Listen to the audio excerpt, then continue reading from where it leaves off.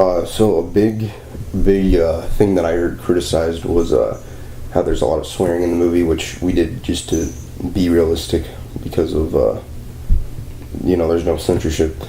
And another thing that I heard a lot of criticism about was how we didn't paint the tip of the gun to be black also, which is also just because we wanted it to be more of like a social commentary where we really wanted to achieve the message that you can basically get a gun anywhere. It's as easy as getting a toy.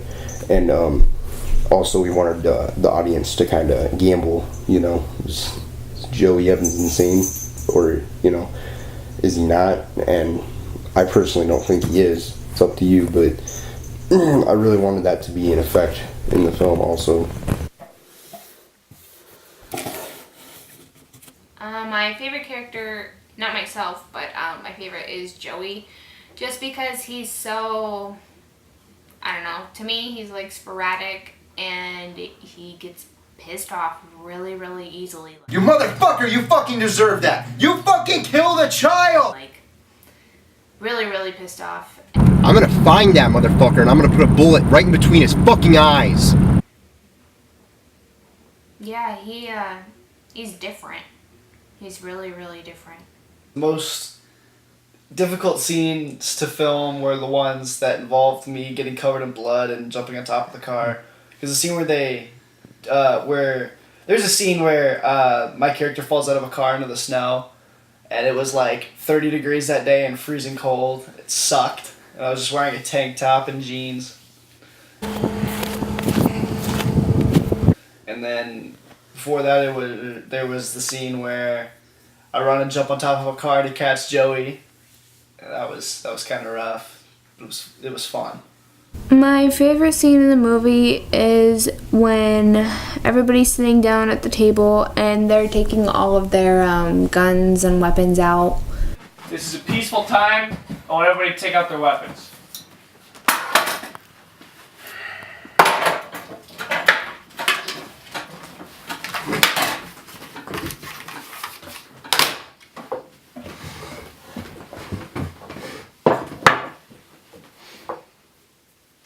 Alright, now that we're all weapon free, Now we can get started. Just to kind of like show that, they mean no harm, they just want to talk. That's when Emmett Kendrick, who plays David, and Michael Barkoff, who plays Joey, sitting down and having like their big talk. so what do you want? I got a few things I want.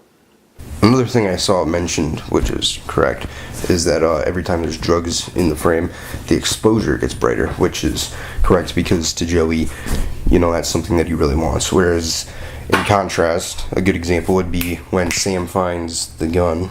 It's dark to her because she doesn't want to believe it that she's seeing it, so we kind of made it seem like she was debating whether or not it's real.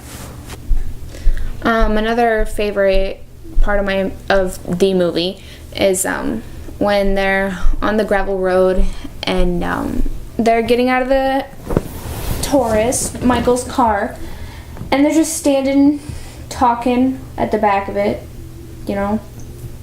like it's all normal.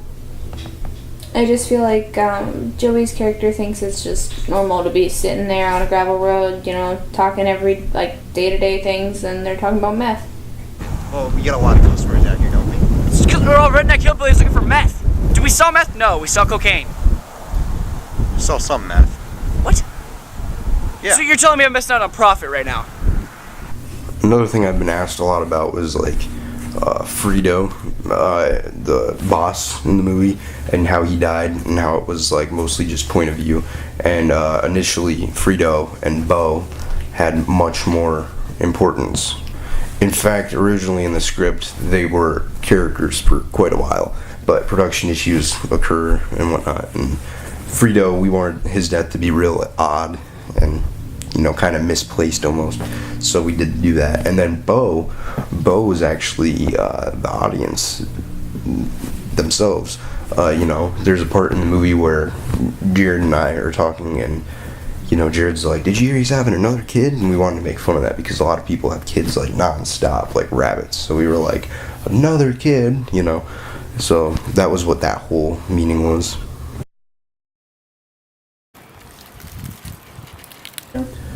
Another thing that I haven't even seen very many people actually bring up in discussions or anything is the shirts in the movie.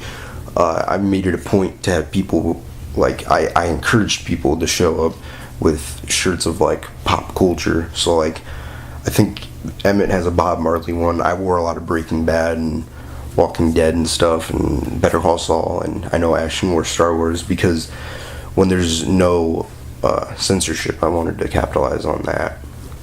However, whenever there is a death scene, we made sure that the shirts were white, because they weren't being influenced by pop culture anymore. It was just them, so the shirts were blank.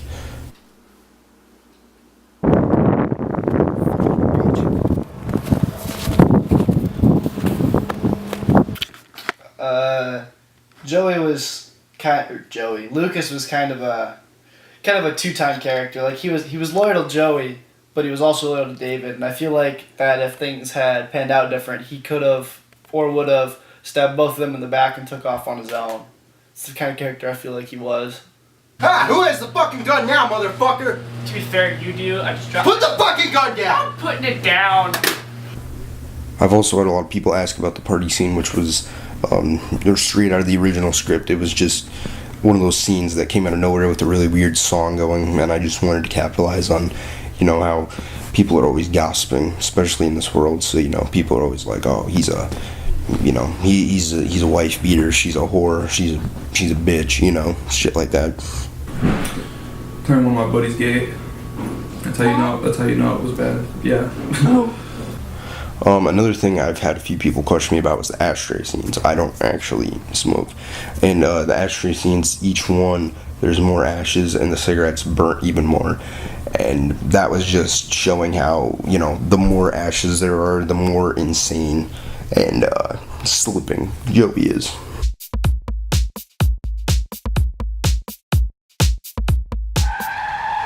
I mostly did like all of the shooting with the camera, and obviously because, you know, Michael and Jared, they run the movie, so obviously somebody else had to do it. Yeah, and the way that I did like the camera work was just what looked good and what felt like was the best, with like the lighting and the composure and like the saturation and all that. You know, like what felt the best at the time is what I chose to do. Or I would like get help from Jared or Emmett, or, you know, sometimes Michael would help me. And sometimes with like certain shots I'd have to go like above and beyond, like stand on chairs and get on top of the car and, you know, like stuff like that. Like one time we had to put the camera in the mailbox and have it started before we even put it in there, and then would have to, you know, pretend like nothing happened and then just start shooting.